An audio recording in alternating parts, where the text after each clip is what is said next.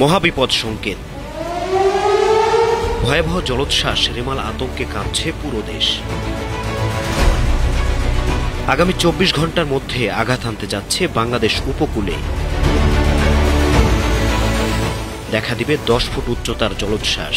জারি করা হতে পারে 10 নম্বর মহাবিপদ সংকেত।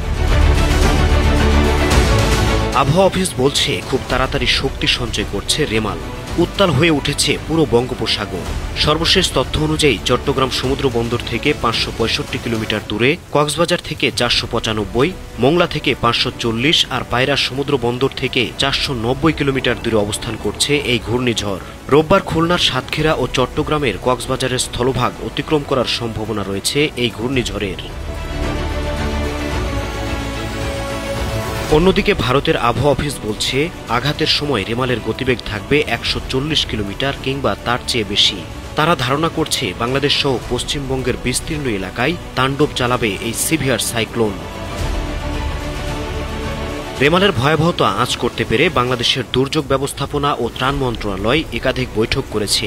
আশঙ্কা করা হচ্ছে বিপজ্জনক হতে পারে রেমাল। অন্যদিকে রেমাল মোকাবেলায় উপকূলীয় এলাকায় প্রায় 4000 আশ্রয়কেন্দ্র প্রস্তুত রাখা হয়েছে। মোতায়েন করা হয়েছে 80,000 স্বেচ্ছাসেবক। জেলায় জেলায় মজুত করা হচ্ছে পর্যাপ্ত শুকনো খাবার। এছাড়া বাংলাদেশ পানি উন্নয়ন বোর্ডের সব কর্মকর্তা ও কর্মচারীর ছুটি বাতিল করা হয়েছে। স্থাপন করা হয়েছে কন্ট্রোল রুম। উপকূলীয় এলাকায় নেওয়া হয়েছে বাড়তি সতর্কতা।